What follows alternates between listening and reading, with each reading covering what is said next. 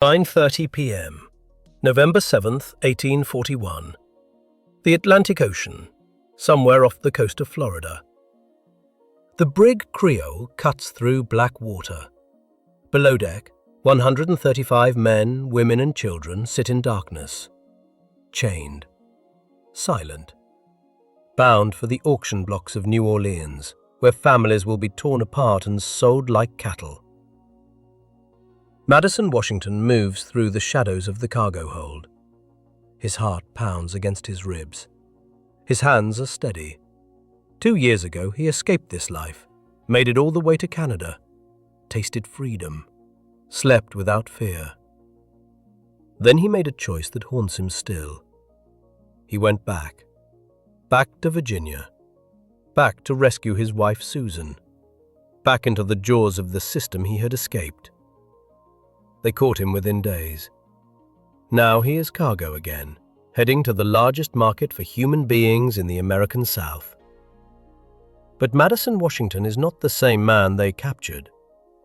He has spent weeks watching, learning, memorizing the crew's routines, the location of weapons, the rhythm of the night watch. He knows something the white officers do not. He knows where freedom lies. Not north this time, south, to Nassau, British territory, where the law says no man can own another. 19 men wait for his signal, 19 men ready to fight or die. The crew is armed. The odds are impossible. If they fail, the punishment will be beyond imagination. Not just death. Torture first. Their bodies displayed as warnings to any who dream of resistance. Madison reaches the ladder leading to the main deck. Above him, First Mate Gifford stands watch. One shout from that man and it is over. One wrong move, and everyone he loves dies tonight. He has already lost his freedom once. He has already lost his wife once. He will not lose again. Madison Washington begins to climb. To understand what Madison Washington is about to do, you need to understand what the men who owned him believed about their cargo. The Creole was a trading vessel out of Richmond, Virginia, owned by the Johnson and Epperson Company, a routine shipment. 135 human beings packed into the forward hold, bound for the auction houses of New Orleans, where they would fetch premium prices. The ship also carried tobacco, a crew of 10 sailors, the captain's wife and daughter, 4 white passengers, and several slave traders overseeing their investment. Among those traders was Thomas McCargo, a man who had built his fortune buying and selling human flesh. McCargo was so confident in the security of his cargo that he brought along his 15-year-old nephew to learn the family business. This was a teaching voyage. A chance for the boy to see how simple it all was, how docile the merchandise, how easy the money. The traders believed what every white man in the South believed, that the people in that hold were property, not just legally, but mentally, incapable of complex thought, incapable of planning, certainly incapable of navigating a ship across open ocean to a foreign port. This belief was so deep, so unquestioned, that the Creole did not even chain its human cargo. The enslaved were locked in the hold at night, yes, but during the day some moved freely about the deck. They were watched, but not feared. This was their first mistake. Their second mistake was Madison Washington. The traders had purchased Madison in Virginia after his recapture. They knew he was a runaway. They did not know where he had run to or what he had learned along the way. They saw a strong body worth good money in New Orleans. They made him head cook for the other captives, a position that required him to move throughout the ship twice daily, serving meals to men and women held below. What they did not see was a man taking notes. Every day, Madison watched the crew, learned their patterns, noted when they slept, when they drank, where they stored the weapons. He identified which captives had fire in their eyes and which had been broken by the system. He built alliances in whispers and glances, conversations held in the brief moments when no white eyes watched. But Madison carried something more dangerous than observation. He carried knowledge. During his escape north 2 years earlier, Madison had traveled the Underground Railroad. He had stayed in the Philadelphia home of Robert Purvis, a wealthy black abolitionist. In that home hung a portrait that Madison could not stop studying.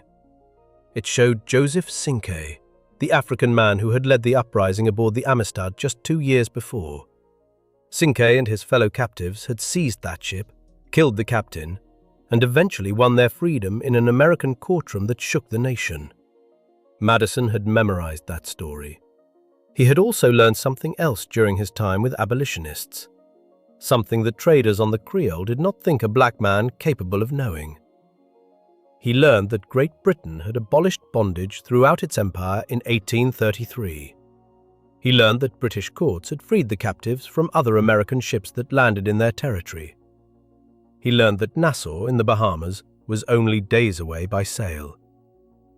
The traders on the Creole looked at Madison Washington and saw cargo. Madison Washington looked at the traders and saw dead men walking. He had the knowledge. He had the plan. He had 18 men ready to move on his command. All he needed was the moment. On the night of November 7th, the moment arrived. The night watch belongs to First Mate Zephaniah Gifford. He stands on deck, eyes scanning the darkness, listening to the creak of timber and the endless rhythm of waves against the hull. Below him, 135 souls are locked in the forward hold. Routine, quiet, secure. Then he sees movement. A figure emerges from the hatch that leads to the women's quarters, a place no man should be. Gifford moves toward the shadow, demanding identification. The figure steps into the moonlight. Madison Washington. Before Gifford can shout, Madison is on him. The two men collide. Gifford hits the deck hard. A pistol fires. The sound cracks across the silent ocean like thunder. Gifford screams. The ball has torn through his arm. He scrambles backward, bleeding, desperate to reach the crew quarters and sound the alarm. But it is already too late. Madison's voice rises above the chaos. "Come on, my boys. We have commenced and must go through with it." 18 men pour up from below. They have armed themselves with whatever they could find. Clubs, knives, anything that can wound. The element of surprise is everything. The crew is scattered, half asleep, unprepared for the impossible thing now happening on their ship. In the passenger cabin, slave trader John Hewell hears the commotion. He grabs his weapon and rushes toward the deck. He is the first to die. Ben Blacksmith and 2 others meet him before he can fire. Hewell falls. He will not rise again. Captain Robert Enser bursts from his quarters. He sees his ship in chaos, sees his first mate bleeding on the deck, sees black men with weapons everywhere. He fights. A blade finds him, then another. Enser goes down, wounded but alive. He crawls toward the rigging, hiding among the ropes and canvas, hoping the darkness will save him. The crew makes one desperate attempt to retake the ship. Several sailors rush Madison's position. For a moment, the outcome hangs in the balance. Bodies collide, men fall. One of Madison's own takes a wound that will later kill him. The deck grows slick. The sounds of struggle fill the night. But the 19 do not break. They have numbers. They have fury. They have everything to gain and nothing left to lose. Within minutes, it is over. The surviving crew members surrender. The captain is dragged from his hiding place. The ship belongs to the men who were meant to be its cargo. Madison Washington stands at the center of the deck, chest heaving, blood on his hands. Around him, his brothers wait for orders. Below, 116 men, women, and children sit in stunned silence, not yet understanding what has happened. not yet believing that the world has just turned upside down. But there is no time to celebrate. They have won the ship. Now they must survive. Madison grabs William Merritt, the wounded overseer, and drags him to his feet. Merritt knows navigation. Merritt knows the sea. And Merritt knows that his life now depends on cooperation. "Take us to Liberia," Madison commands. Merritt shakes his head. Impossible. Not enough food, not enough water. They would die before they reached Africa. From the group of 19, a man named Ben Blacksmith speaks up. He knows something.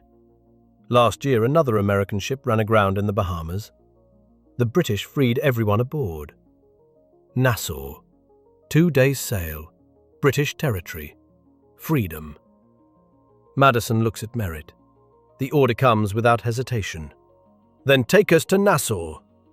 The Creole belongs to Madison Washington now. 19 men have done the impossible. They have taken an armed vessel in the middle of the ocean. They have defeated their captors. The path to freedom lies 2 days south. And now comes the moment that separates Madison Washington from the men who enslaved him. The surviving crew huddles on the deck. Captain Ensor bleeds from multiple wounds. First Mate Gifford clutches his shattered arm. Several sailors lie injured, groaning, waiting to see what fate the men they once guarded will deliver. Among the 19, voices rise. "Kill them! Kill them all!" These men have spent their lives in chains because of people like this. Their mothers were sold, their children were taken, their wives were violated.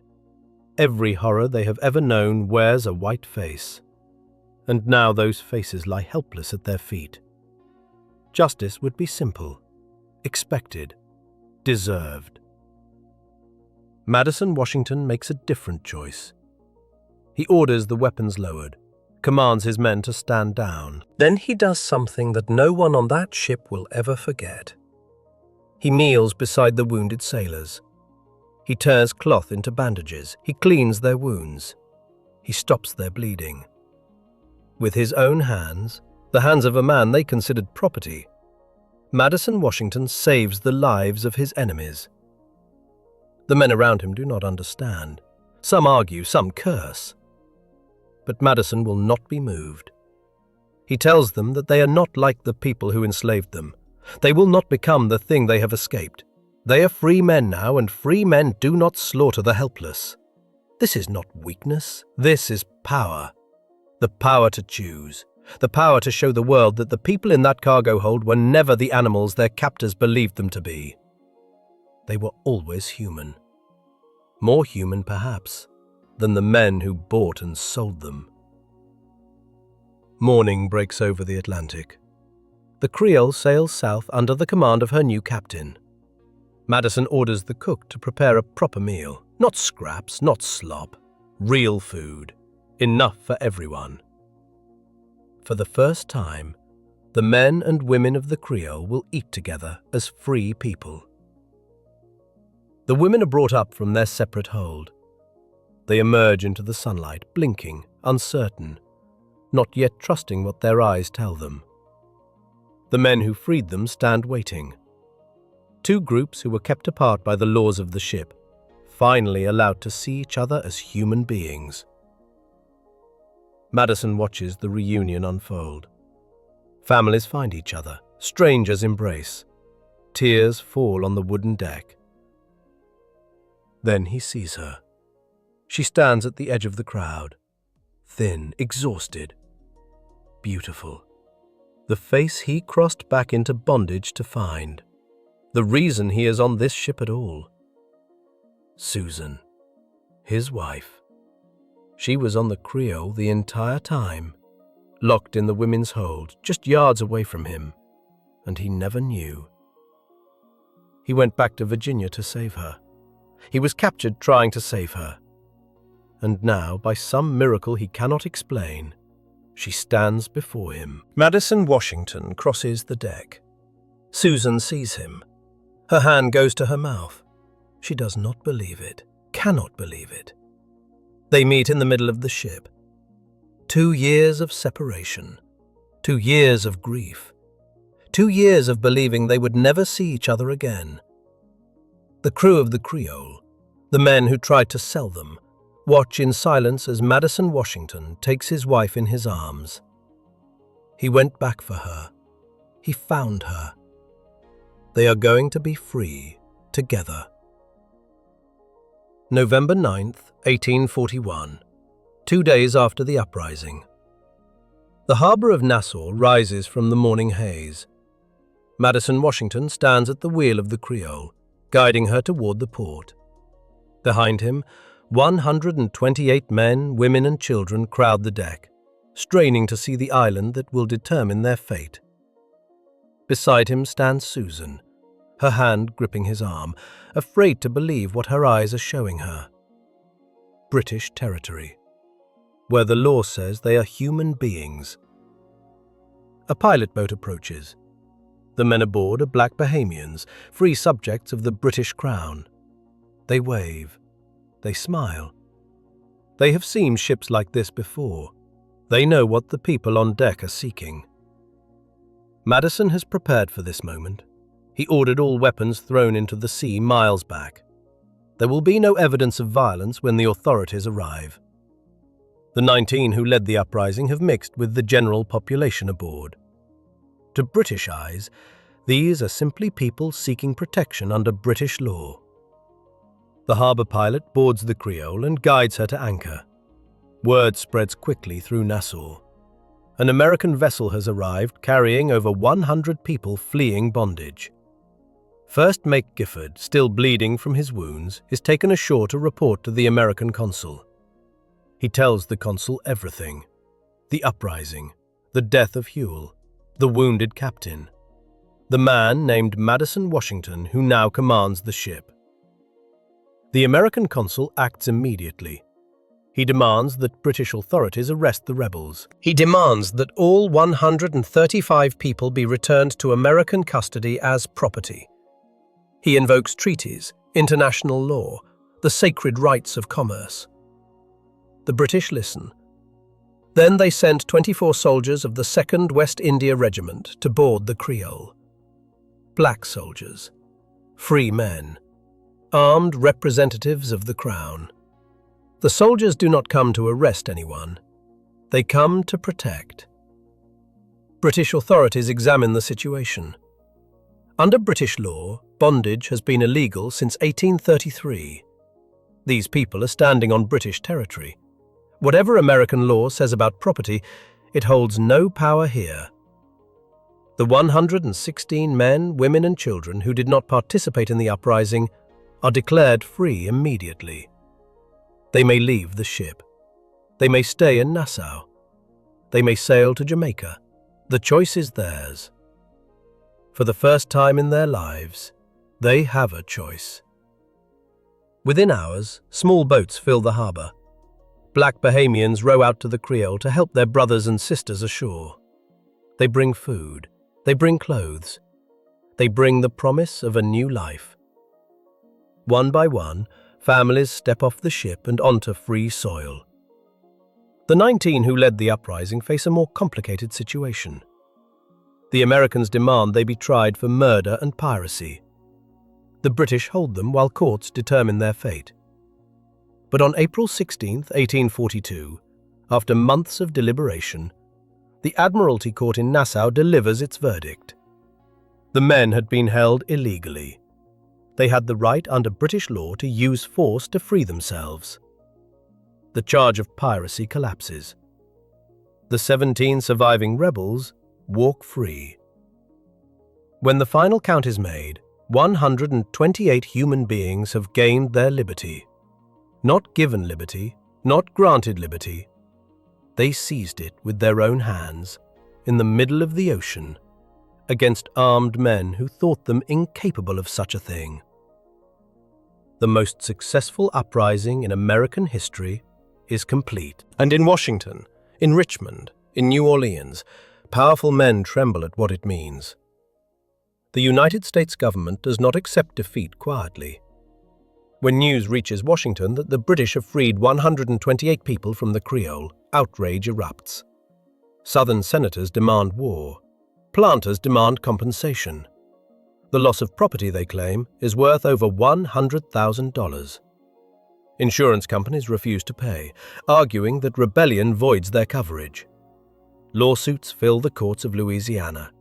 Secretary of State Daniel Webster sends formal protests to London. The American position is clear. The Creole was an American vessel on the high seas. What happened in her cargo hold is an internal American matter. Britain had no right to interfere.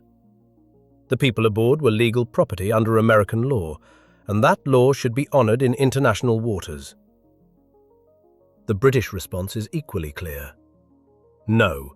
Lord Ashburton, leading negotiations between the two nations in 1842, listens to American demands.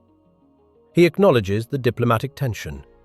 He understands that powerful men in the American South are calling for military action against the Bahamas. But he will not budge on principle. Under British law, bondage is illegal. Every person who sets foot on British soil is free. The Admiralty Court has ruled. The men who took the Creole had been held unlawfully. They had the right to use force to gain their freedom. This is not piracy. This is self-liberation. The Webster-Ashburton Treaty, signed in August 1842, resolves numerous disputes between the two nations. It defines borders. It addresses extradition. It establishes cooperation against the international trafficking of human beings. But it conspicuously avoids the Creole case. The Americans wanted the rebels returned. The British refused. The issue is passed to arbitration, where it will languish for years. Eventually, in 1853, Britain agrees to pay compensation, not because the uprising was illegal, but to ease diplomatic tensions. The final sum is $110,330. Blood money for human beings who freed themselves. But something else happens that no amount of money can silence. In 1843, the abolitionist Henry Highland Garnet stands before the National Convention of Colored Citizens in Buffalo, New York. He delivers a speech that shocks even the abolition movement. He calls for resistance. He names heroes. And when he speaks of Madison Washington, his words carry the weight of prophecy. Next arose Madison Washington, that bright star of freedom, and took his station in the constellation of true heroism. 10 years later, Frederick Douglass, the most famous formerly enslaved man in America, publishes his only work of fiction, a novella. Its title is The Heroic Slave. Its protagonist is Madison Washington. Douglass describes him as a man with the head to conceive and the hand to execute, a patriot in the tradition of the American Revolution, a man who proved that the only difference between the oppressed and the oppressor is opportunity. The same traders who believed their cargo was docile now have to explain to their investors how 19 men took their ship. The same courts that declared human beings to be property now have to acknowledge that those beings outsmarted, outplanned, and outfought armed white men on the open ocean. The system that said black people were inferior has been forced to confront an inconvenient truth. Madison Washington escaped bondage twice. He led the most successful uprising in American history. He navigated a ship to British freedom. He showed mercy to his enemies when vengeance would have been easier. He disappeared into history before anyone could capture him again. The traders thought they were shipping cargo to New Orleans. They delivered a legend to Nassau instead. April 16th, 1842. The Admiralty Court in Nassau releases the 17 surviving men who took the Creole. Madison Washington walks out of British custody a free man. He has won. He has kept his wife. He has freed 128 people. Then he vanishes. History loses track of Madison Washington after that spring morning in Nassau. No records show where he went. No letters survive. No one knows if he stayed in the Bahamas, sailed to Jamaica, or disappeared into another British territory where the arm of American law could not reach him. Some say he built a life in the islands. Others claim he returned to Canada under a new name. A few insist he went back to the United States, moving in secret among the free black communities of the North, helping others find their way to freedom. The mystery is fitting.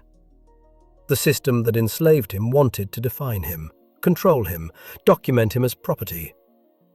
In freedom, he became undocumented, uncounted, beyond their reach. But the impact of what he did could not be erased. The Creole uprising changed the mathematics of resistance. Before Madison Washington, most uprisings ended in failure and death.